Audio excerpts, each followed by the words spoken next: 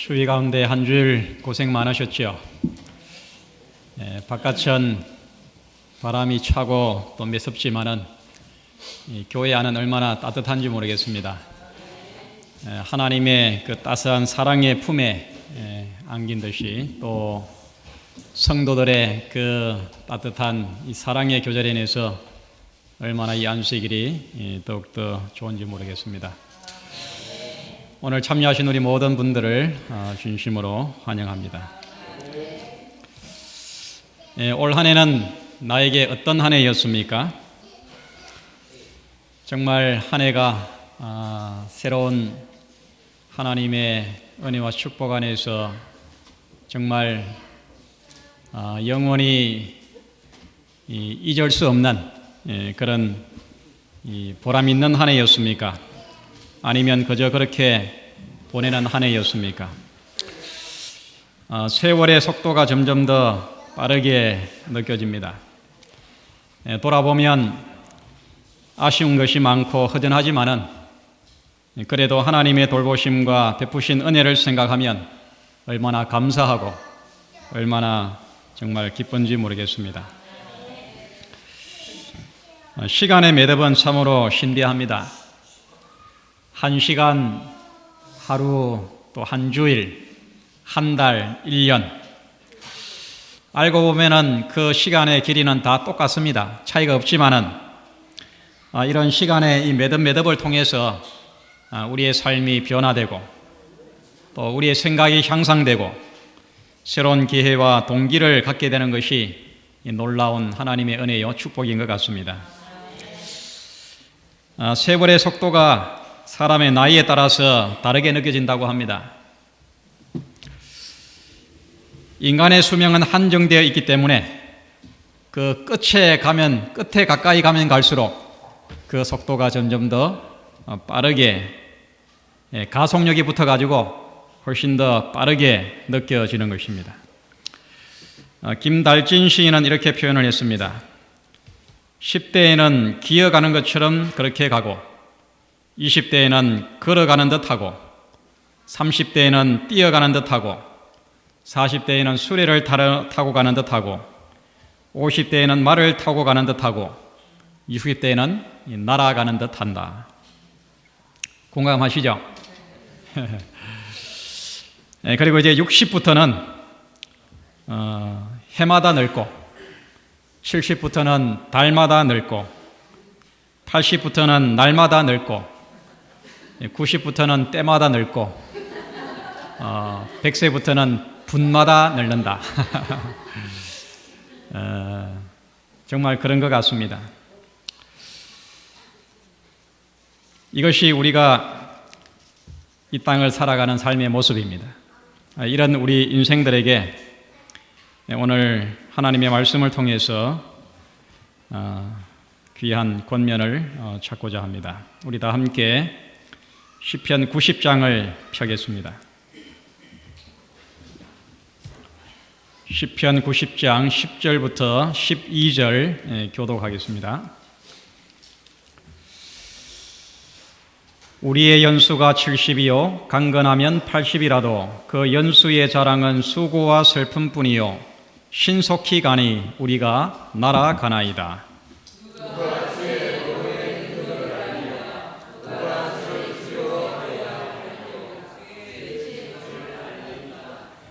우리에게 우리 날 계수함을 가르치사 지혜의 마음을 얻게 하소서.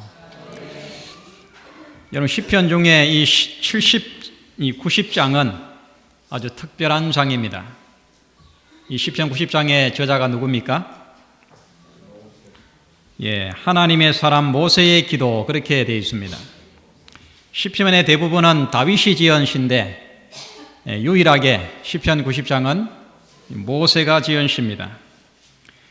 하나님의 위대한 선지자 모세가 선지자로 부름을 받아서 이 출애굽의 역사를 이루고 그가 모세 오경을 기록하고 그는 죽어서 부활해가지고 구원을 받아서 이 죽어서 구원을 얻을 자들의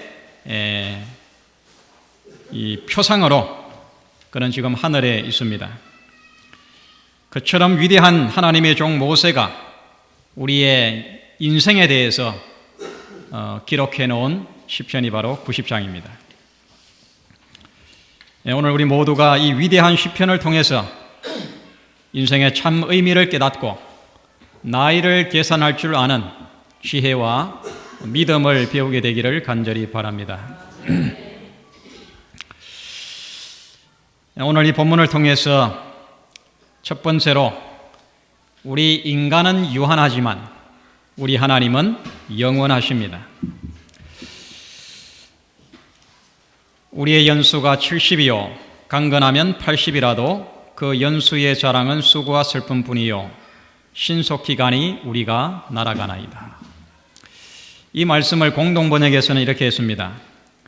인생은 기껏해야 70년, 근력이 좋아야 80년, 그나마 그의가 고생과 슬픔에 젖은 것 날아가듯 덧없이 사라지고 맙니다. 아주 실감나게 번역을 했습니다. 지금 이 한국의 이 삶의 질이 향상이 되고 또 의료의 혜택이 좋아져 가지고 80살은 거의 그뜬히 다 살게 됩니다. 그래서 요즘은 100세 건강을 주장합니다. 100세도 우리는 건강하게 살 수 있다. 그렇게 외치고 있습니다. 건강하게 80을 살고 또 100세를 산다 할지라도 그 연수에 만족을 하겠습니까? 200년을 산다 하더라도 1000년을 산다 하더라도 10,000년을 산다 할지라도 그 이후에 끝이 온다면 죽는다고 하면 그것이 무슨 의미가 있겠습니까? 인간의 수명은 유한한 것입니다. 언젠가는 끝이 있는 것입니다. 그렇지만은 하나님은 영원하신 분입니다. 시편 그 앞에 90장 1절로 4절에 보면 우리 이 말씀도 같이 교독을 하겠습니다. 주여 주는 대대에 우리의 거처가 되셨나이다.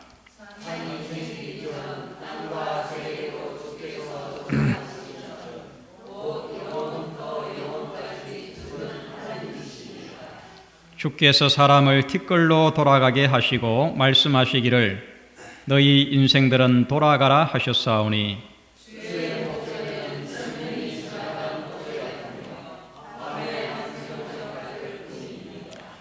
여기에 하나님의 그 영원하심과 우리 인간의 그 유한성을 아주 대조해가지고 잘 표현을 해놨습니다.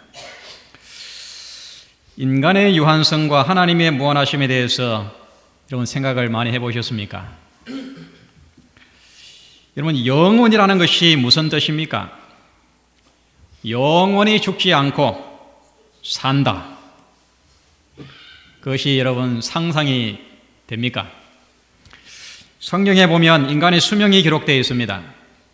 노아 홍수 이전을 살았던 시대의 사람들은 평균 수명이 몇 살이었습니까? 그때는 평균적으로 930살을 살았습니다. 그리고 이 땅을 가장 오래 산 사람의 수명이 969세로 되어 있습니다. 누구예요? 에녹의 아들이고 노아의 할아버지였던 머두셀라는 장장 969세를 살았습니다. 31세가 모자라는 1000살입니다. 1000살.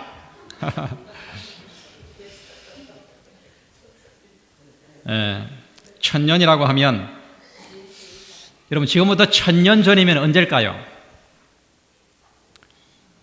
우리나라 역사로 말하면 고려 시대입니다. 고려 시대. 강감찬 장군이 살았던 시대입니다.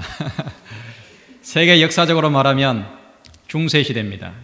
이 십자군 운동이 한참 일어났던 때, 동서교회가 분열될 때 바로 그때입니다.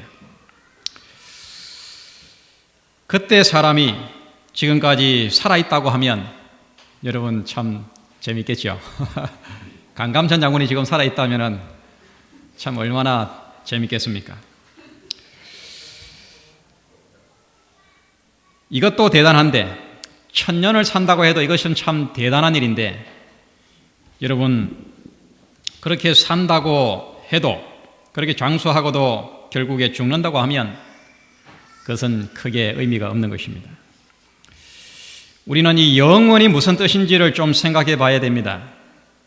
영원이라는 시간이 얼마나 긴 시간인가? 무엇이 영원인가? 하나님의 영원하심은 도대체 무슨 의미인가? 영원부터 영원까지 계시는 하나님의 그 영원하심은 도대체 무슨 뜻인가?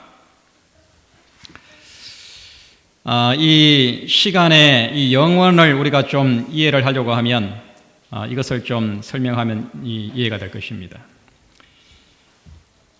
이 시간의 이 가장 긴 단위는 이 광년입니다. 광년. 빛보다 조금 빛이 1년 가는 거리가 1광년이라 그럽니다. 빛이 1년 가는 거리.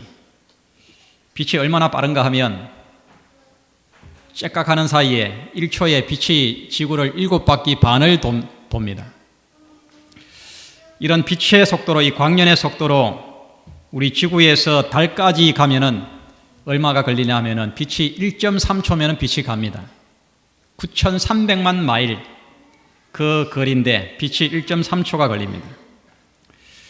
우리 인간의 이 과학 기술이 발달해 가지고 위성을 달에도 보내고 또 다른 태양계에도 이 위성을 보냅니다. 매일같이 떴다 지는 태양까지는 빛이 얼마나 가야 될까요?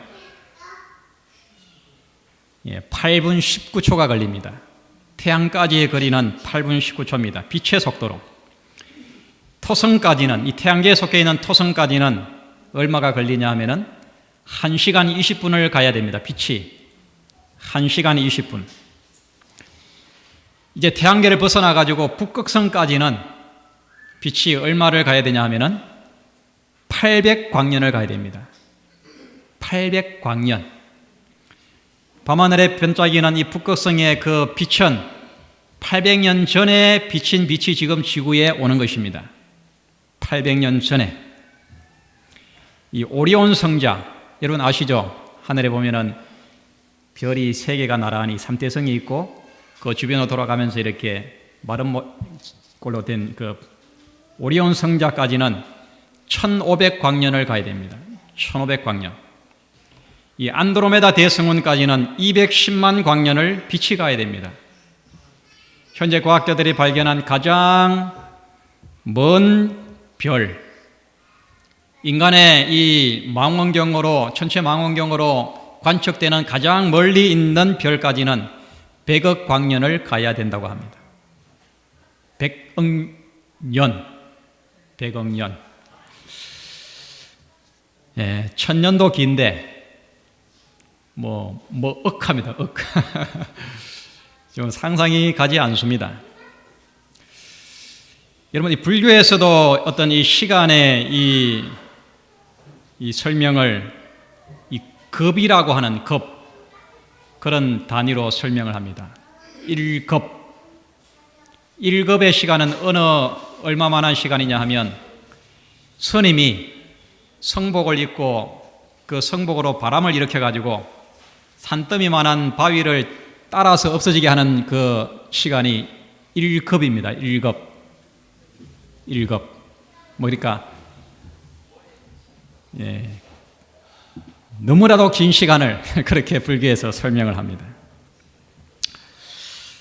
사랑하는 성도 여러분, 한 해를 보내면서 세월의 의미를 곰곰이 한번 생각해 보시기를 바랍니다. 이 세상에 어떤 사람도 예외 없이 인간은 유한한 존재입니다. 나도 언젠가는 끝이 있는 흙으로 내려가야 할 유한한 존재임을 한순간도 잊지 마시기를 바랍니다. 또한 그렇지만 하나님은 영원한 분이심을 믿으시기 바랍니다. 그 하나님의 영원을 믿고 그 영원을 오늘 내 삶 속에서 우리가 그것을 되찾아야 하는 것입니다. 이렇게 우리가 80년, 이 땅에서 70년, 80년을 살지만은 성경의 표현을 보면 그 연수의 자랑이 뭐라 그랬습니까? 연수의 자랑은 수고와 슬픔뿐이라 그렇게 표현을 합니다. 이 말씀도 공동번역에서는 인생은 기껏해야 70년, 근력이 좋아야 80년, 그나마 그의가 고생과 슬픔에 젖은 것, 날아가듯 덧없이 사라지고 맙니다. 여러분, 이렇게 짧은 세월을 살아가는데 사는 날 동안만이라도 좀 평안하고 만족하고 건강하고 행복하고 후회 없는 삶을 살면 얼마나 좋겠습니까? 그러나 그렇습니까? 네, 그렇지 않는 날이 훨씬 더 많습니다. 기껏해야 그나마 그의가 고생과 슬픔에 젖는 것밖에 없다. 그리고 덧없이 사라지고 만다. 그렇게 표현을 하고 있습니다. 우리 일생의 시간표를 보면 정말 허망하기 짝이 없습니다. 70년을 산다고 할 때에 그 70년을 이렇게 딱 시간표로 분석을 해보면 어떤 분이 그거를 해봤습니다. 70년 동안에 이 잠자는 데 들어가는 이 시간이 얼마나 하면은 20년입니다. 보통 이제 하루에 한 3분의 1은 자잖아요. 그죠? 넉넉 잡아 3분의 1. 그러니까 20년은 자다가 다 갑니다. 그 다음에 또 20년은 일하다가 가버립니다. 그 70년 가운데 먹는 데 들어가는 시간이 6년입니다. 6년. 아침, 점심, 저녁. 먹어야 살잖아요. 먹는데 6년이라는 세월이 가버립니다. 그리고 노는데 7년, 치장하는데 5년. 이 거울 앞에서 이렇게 찍어 바른다고 5년이 가버립니다. 그 다음에 전화를 거는데 1년이란 시간이 간다. 1년. 요즘은 뭐 더 많겠죠. 뭐 휴대폰은 계속 뭐 이게 해야 되니까. 전화 거는데 1년. 담배 피우는데 2년. 누워서 쉬는데 2년 반. 사람을 기다리는데 3년 반. 기다리는 시간 참 많잖아요. 3년 반이 갑니다. 신발끈을 매는데 반년. 지나간 시간을 후회하는, 그게 또 많은 시간이 들어갑니다. 그렇게 보면 70년을 산다 그래도 정말 뭔가 의미가 있고 가치 있는 걸 위해서 우리가 투자하는 시간은 불과 얼마 안 됩니다. 불과 몇 시간 안 되는 것 같아요. 정말 우리가 우리의 인생을 가치 있고 정말 후회 없는 뭔가를 위해 가지고 내가 헌신하고 그것을 찾고 그것을 배우고자 하는 그런 의미 있는 시간으로 보내는 시간은 너무나도 짧은 것입니다. 뿐만 아닙니다. 우리 인생은 쓸데없는 것에 허둥지둥, 우왕좌왕, 욕심에 이끌려 가지고 그냥 우리 인생을 허비하는 것입니다. 지난 수요일 12월 10일 수요일 날 그 영남일보의 그 신문 기사를 보는데 여러분 기사를 보신 분이 있을 겁니다. 인테리어 이 작업하시는 이 작업공이 이 동료와 함께 서울의 그 서초구 강남 거기에 이제 사무실에 가가지고 이제 작업을 했어요. 붙박이장을 이렇게 떼어내는 작업을 하다가 그 붙박이장 밑에 조그만 이 나무 상자를 발견했습니다. 그 나무 상자를 열어보니까 눈이 휘둥그레졌어요. 뭐가 들어있었습니까? 금괴가 130개가 들어있어요. 시가로 65억에 상당하는 이 금덩어리가 거기에 들어있었던 것입니다. 이 괴짝 안에. 그래가지고 이제 이 두 사람이 어떻게 할까? 이 사람이 누구냐 하면은 강남의 아주 소문난 부자였습니다. 그래서 이제 정권으로 얻은 이 수익금을 이렇게 금을 사가지고 부인도 모르고 자녀도 모르게 사무실을 붙박이 밑에다가 비밀 상자를 만들어 놓고 거기다가 이제 보관을 해왔어요. 그러다가 이제 유언도 하지 못하고 돌아가신 겁니다. 그러니까 아무도 모르는 거예요. 작업을 하다 그것을 발견한 것입니다. 그래가지고 이제 정신없이 이걸 어떻게 할까? 신고를 해야 되나 말아야 되나 하다가 두 사람이 의논하기를 이거 각각 한 개씩만 빼가지고 가져가고 이거는 그대로 두자. 그렇게 의논을 했어요. 그렇게 했는데 이제 그 중에 이 조모 씨라고 하는 이 수리공이 집에 와서 생각하니까 너무 아까운 것입니다. 그래서 이제 이 동거하던 여인을 데리고 다시 사무실에 가가지고 나머지 금덩어리를 다 가지고 도망갔어요. 여기서 끝났으면 얼마나 좋겠습니까? 그런데 이제 이 같이 동거했던 그 여자를 버리고 또 다른 내연녀를 사귀어가지고 금덩어리 가지고 도망을 갔습니다. 그러니까 이제 먼저 그 이 동거녀가 이 성질을 할 거 아니에요. 그래가지고 이제 이 심부름 센터를 불러가지고 그 도망간 그 이 조모 씨하고 금덩어리를 찾아달라고 이렇게 부탁을 한 것입니다. 그래서 심부름 센터 직원이 이거를 이제 경찰에 신고해가지고 덜미가 잡힌 것입니다. 여러분, 이게 인간입니다. 이게 이렇게 인생을 사는 것입니다. 정말 어리석은 탐욕에 이끌려서 인생이 어디로 가는지도 모르고 그냥 허둥지둥 우왕좌왕 후회하며 탄식하며 온갖 괴로움과 슬픔을 안고 어느 날 갑자기 덫과 같이 우리 인생의 마지막이 임하는 것이 바로 우리의 인생입니다. 우리가 70을 살고 80을 산다 하더라도 그 연수의 자랑은 이런 것입니다. 수고와 슬픔뿐인 것입니다. 그렇기 때문에 우리들에게는 나이를 계산하는 지혜가 필요합니다. 시편 90장 12절의 말씀을 우리 함께 읽겠습니다. 시작.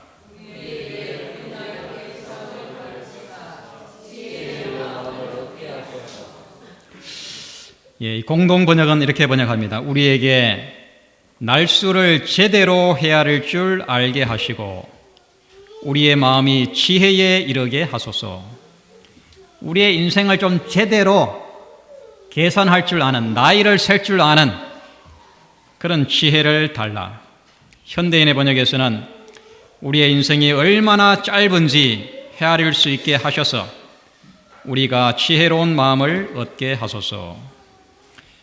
여러분, 인생의 성패는 나이가 결정하는 것이 아닙니다. 인생의 행복과 불행도 돈이 결정하는 것이 아닙니다. 인생의 진짜 나이는 짬밥이 결정하는 것도 아닙니다. 먹은 밥그릇 수가 결정하는 것도 아닙니다. 인생의 나이를 제대로 계산하기 위해서는 뭐가 필요합니까? 지혜가 있어야 됩니다. 이 하늘로부터 오는 참 지혜를 통해서만이 인생의 의미를 제대로 알 수가 있는 것입니다. 인간의 유한성과 하나님의 영원성을 깨닫는 지혜를 우리는 하나님께로부터 그것을 받아야 하는 것입니다. 여러분, 지혜가 무엇입니까? 지혜의 왕 하면 누구예요? 유명한 솔로몬 왕. 그 열왕기상 3장에 보면은 그가 하나님께서 내가 뭘 주겠느냐 그렇게 하니까 지혜를 달라 그랬는데 여기 3장 9절에 이렇게 말합니다. 누가 주의 이 많은 백성을 재판할 수 있사오리까? 지혜로운 마음을 종에게 주사 주의 백성을 재판하여 선악을 분별하게 하옵소서. 이스라엘의 왕위에 오른 그가 백성들의 어떤 시비를 가릴 때에 무엇이 옳고 무엇이 그런지를 분별해낼 수 있는 그런 지혜를 달라고 그가 하나님께 구했습니다. 지혜는 여기 말한 것처럼 선과 악을 구별해낼 줄 아는 능력이 곧 지혜입니다. 이 말을 개역 개정판에서는 이 지혜, 선악을 분별하는 이 지혜를 종에게 듣는 마음을 주사 그렇게 했습니다. 듣는 마음, 듣는 능력이 곧 지혜입니다. 잘 잘 들을 줄 아는 사람이 지혜로운 사람이에요. 하나님의 음성, 하나님의 말씀을 제대로 잘 분별해서 들을 수 있는 사람이 지혜로운 사람입니다. 성경 속에서 하나님의 음성을 깨닫고 그 하나님의 음성을 나에게 마음에 받아들여서 그 말씀을 즐겨 순종할 줄 아는 사람이 지혜로운 사람입니다. 그래서 이 잠언 9장 10절에 보면 지혜가 뭐라 그럽니까? 여호와를 경외하는 것이 지혜의 근본이요 거룩하신 자를 아는 것이 명철이니라 그렇게 말했습니다. 지혜는 하나님께로부터 오는 것입니다. 하나님을 올바로 경외할 줄 아는 것이 그것이고 지혜입니다. 하나님의 음성을 들을 줄 알아야 됩니다. 하나님이 말씀하실 때 그 말씀을 핑계대지 말고 합리화하지 말고 그 말씀을 내가 가슴으로 받아들이고 그 말씀대로 따르는 것이 곧 지혜인 것입니다. 이 독일의 이 베를린 이 막스 프랭크 이 교육 연구소가 있는데 아주 유명한 세계적으로 유명한 그런 이 연구소입니다. 15년 동안 1,000명을 대상으로 이 나이와 지혜의 연관성을 연구했습니다. 나이에 따라서 지혜가 어떻게 되는가 비교 연구를 했는데 지혜로운 사람들이 갖는 몇 가지 공통점을 밝혀냈습니다.